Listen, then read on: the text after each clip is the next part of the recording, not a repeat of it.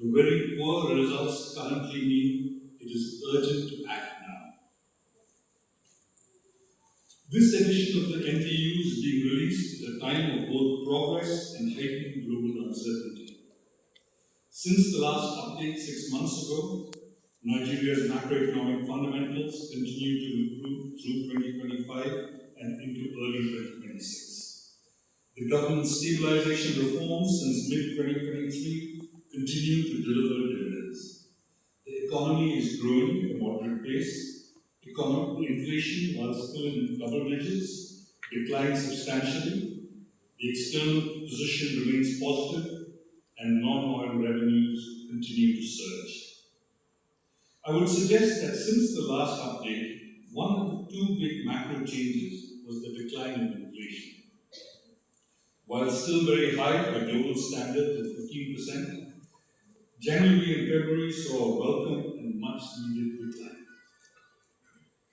Unfortunately, the other big development over the last 6 months has been the conflict in the Middle East. As a net oil exporter, Nigeria's fiscal and external balances will benefit, although the extent of the benefit is limited by forward commitments that are not impacted by the increased spot price oil.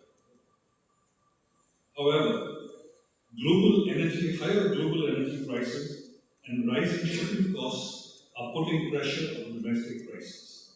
We are already seeing this in domestic fuel prices, with PMS prices rising sharply between February and March, and diesel prices nearly doubling by March.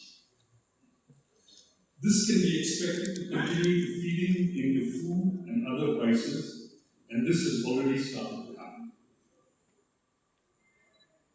There is a deadline in the war today, you probably have all heard, but even if that were to happen, if the war was to end today, it will still take some time to overcome the disruptions, and if the war continues, the impact, and especially on inflation, are difficult to project.